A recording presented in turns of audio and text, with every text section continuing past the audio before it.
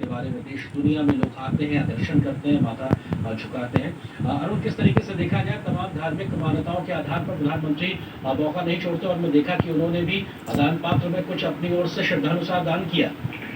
बिल्कुल श्रद्धा अनुसार उन्होंने दान किया और इस समय पर वो लगातार जो मंदिर की जो अथॉरिटीज है, ट्रस्टीज है, उनसे इंटरेक्ट करते हुए, समझते हुए मंदिर की खासियत, जैसा कि हमने आपको पहले बताया था कि भगवान सुंदरेश्वर जी का मंदिर है, यानी कि शिव के रूप में भगवान सुंदरेश्वर है, उनका मंदिर है यहाँ पर। वहाँ पर प्रधानमंत्री नरेंद्र मोदी वहीं पर दर्शन करके बाहर निकलते हुए, यहाँ भगवान शिव एक लिंग के रूप में विराजमान है और ये माना जाता है कि भगवान सुंदरेश्वर मंदिर जहाँ से प्रधानमंत्री नरेंद्र मोदी अभी निकले हैं और जिस जगह का वो जायजा ले रहे थे और समझने की कोशिश कर रहे थे, वो दरअसल वहाँ पे जो स्कल्पचर्स बनाए गए हैं वो माँ मीनाक्षी और जब भगवान सुंदरेश्वर का जो विवाह हुआ था उस विवाह की तस्वीरों को वहाँ पे डिपिक्ट किया गया, वहाँ पे एक तरह से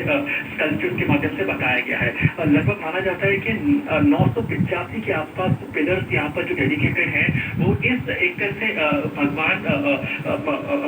सुंदरेश्वर और माँ मीनाक्षी, इनका जब विवाह हुआ था, विवाह से पहले कैसे विष्णु जी ने माँ मीनाक्षी का हाथ भगवान शिव के हाथों में दिया था या फिर भगवान सुंदरेश्वर के हाथों में दिया था। इन पूरी कथाओं को यहाँ पे काफी खूबसूरती के साथ इसका वर्णन किया गया है और वही भगवान सुंदरेश्वर भगवान के दर्शन करने के बाद में जो कि लिंग के रूप में यहाँ पर विराजमान है, वहां से जब बाहर आए हैं तो तमाम जो स्कल्पचर्स है, क्योंकि बीच में देखा कि जो गोल्ड प्लेटेड जो पिलर है वहां पर, उसमें भी बहुत ही खूबसूरती के साथ में इस विवाह का वर्णन किया गया है। तो इस तरह से भगवान सुंदरेश्वर जो कि शिव का एक रूप है और माँ मीनाक्षी जो कि पार्वती का एक रूप है, उनके विवाह की जो तमाम जो झलकियां रही थी उस समय पर, जो भी हाईलाइट्स रहे थे, उनको इस पिलर के माध्यम से बताया गया है। हम जानते हैं कि प्रधानमंत्री नरेंद्र मोदी का फोकस इस बात पर रहता है कि कैसे हम लोग अपनी जो पौराणिक जो या फिर हमारा जो कल्चर है, हिस्टोरिक सिग्निफिकेंस की जो स्पॉट्स हैं, उनको कैसे कंजर्व और उनको कैसे प्रिजर्व किया जा सके। जब वो गुजरात के मुख्यमंत्री हुआ करते थे तो हम इस बात को जानते हैं कि गुजरात के अंदर कई सारी ऐसी जगह है, कई सारी ऐसे स्पॉट्स हैं जो कि हिस्टोरिकली काफी सिग्निफिकेंट है, जो कि हिस्टोरिकली काफी इंपॉर्टेंट और महत्वपूर्ण मानी जाती है। उसको प्रिजर्व करने में, उनको अपग्रेड करने में, उनको कंजर्व करने में बतौर मुख्यमंत्री उन्होंने एक बहुत ही महत्वपूर्ण भूमिका निभाई थी और अभी भी हमने देखा कि पिछले 6-6.5 सालों के अंदर वो बेस्ट प्रैक्टिसेस को अडॉप्ट करने में विश्वास रखते हैं। यानी कि साउथ के मंदिर में, सदर्न साइड में जो टेम्पल्स हैं, वो किस तरह से इनको प्रिजर्व कर रहे हैं, किस तरह से इनका रिस्टोरेशन का काम होता है, कैसे मंदिर जो एक मंदिर है जो लगभग 2500 साल से भी ज्यादा पुराना मंदिर है, जो कि रेनोवेट हुआ है, जो बीच में एक तरह से टूटा भी था, जिसको वहां पे रेनोवेट भी किया गया था, रिकंस्ट्रक्शन भी मंदिर का हुआ था, तो कैसे इसको प्रिजर्व करके रखा जाता है और कैसे यहाँ की जो बेस्ट प्रैक्टिसेस है primarily western side, north eastern side या नॉर्थन साइड के हमारे देश में उनको लागू किया जा सके, कैसे बेस्ट प्रैक्टिसेस को साझा किया जा सके, जिससे कि रिलीजियस टूरिज्म या फिर रिलीजियस स्पॉट्स हमारे जो देश के अंदर है उनको अपग्रेडेड और मॉडर्नाइज रखा जा सके। इन तमाम चीजों पर फोकस है। तो एक तरफ तो श्रद्धा या यूं कहिए कि एक तरफ तो प्रधानमंत्री नरेंद्र मोदी खुद सराबोर हो रहे हैं अध्यात्म के इस जर्नी के अंदर, अध्यात्म के इस सफर के अंदर। दूसरी तरफ वो इस बात को भी समझ रहे हैं, इस बात को भी जान रहे हैं कि क्या कुछ खासियत है इस मंदिर की, जब माँ मीनाक्षी के इस मंदिर की बात की जाए तो। बिल्कुल एक आध्यात्मिक यात्रा के तौर पर कह सकते हैं प्रधानमंत्री नरेंद्र मोदी की तमिलनाडु के मदुरई के मीनाक्षी मंदिर की आध्यात्मिक यात्रा, जहाँ पर माँ मीनाक्षी के दर में वो पहुंचे हैं। माँ मीनाक्षी के बारे में पौराणिक हिंदू कथाओं के आधार पर साफ तौर पर कहा जाता है कि वो माँ पार्वती का अवतार थी, शक्ति का अवतार थी और खुद भगवान शिव में एक तरीके से उनसे विवाह रचाने के लिए पृथ्वी पर प्रकट हुए थे और खुद भगवान विष्णु यहाँ पर उनके इस विवाह के संचालन के लिए आए थे। तो अपने आप में इन तमाम जो घटनाक्रम रहा था,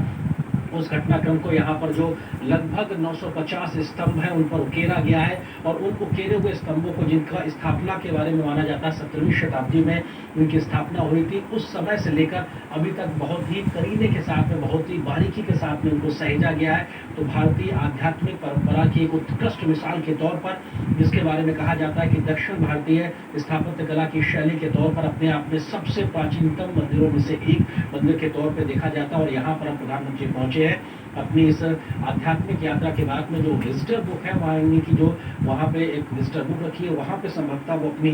मन के भाव भी वहाँ पर प्रकट करेंगे और यहाँ पर जो मंदिर प्रशासन से जुड़े हुए लोग हैं वो अपनी ओर से प्रधानमंत्री को अंगवस्त्र समर्पित करते हुए, और इन अंगवस्त्रों के माध्यम से एक तरीके से कहा जा सकता है कि ये आशीर्वाद के तौर पे होता है। जो आशीर्वाद यहाँ की जो पूरी एक परंपरा है, जो यहाँ पे एक आस्था का केंद्र है, वहाँ के माध्यम से यहाँ पे जो शक्ति संचेत होती है, वो एक आस्था के तौर पर यहाँ देखने को मिलती है। और प्रधानमंत्री को जब ये अंगवस्त्र सौंपा गया है, तो निश्चित तौर से एक प्रसाद के तौर पर उसको प्रधानमंत्री ने धारण किया है। और विजिटर बुक यानी कि आगंतुक पुस्तिका में अब प्रधानमंत्री अपने भाव यहाँ पर रखेंगे। इस आध्यात्मिक यात्रा के बाद में प्रधानमंत्री के मन में जो भाव होंगे, उसके बारे में अपनी बात को यहाँ पर लिखते हुए नजर आएंगे। और ये भी अपने आप में बहुत महत्वपूर्ण है कि प्रधानमंत्री के इस आध्यात्मिक यात्रा के जो भाव होंगे, वो संभवतः यहाँ पर इस पुस्तिका में हमको नजर भी आएंगे बाद में। बिल्कुल, जिस तरह से अध्यात्म की इस यात्रा में सराबोर होते हुए प्रधानमंत्री नरेंद्र मोदी दिखाई दिए हैं, जाहिर सी बात है कि उन्होंने अपने भाव इस पर जरूर रखे होंगे। लेकिन हाँ, मंदिर प्रशासन ने जिस तरह से आपने बताया कि अंगवस्त्र उनको भेंट की है, इसके साथ में एक किताब भी प्रधानमंत्री नरेंद्र मोदी को भेंट की है। ये किताब काफी खास है, क्योंकि हम इस बात को जानते हैं कि जो इस मंदिर में आता है दर्शन करने के लिए, वो इस किताब को जरूर देखता है, इसको पढ़ता है, इसको लेना जरूर चाहता है। क्योंकि इस किताब के अंदर आप देखेंगे कि जो तमाम मंदिरों के बारे में जानकारी दी गई है, यानी कि शुरुआत से लेकर इसके इतिहास के बारे में इतनी खास बात थी, वो इस किताब के अंदर लिखी हुई है। हम अमूमन देखते हैं कि मंदिरों के बाहर, यानी कोई भी मंदिर हो, छोटा मंदिर हो, बड़ा मंदिर हो इस देश के अंदर, उसके बाहर उस जगह की किताबें जरूर मिलती है जिसमें उसके इतिहास को बताया जाता है। अगर आप माँ वैष्णो देवी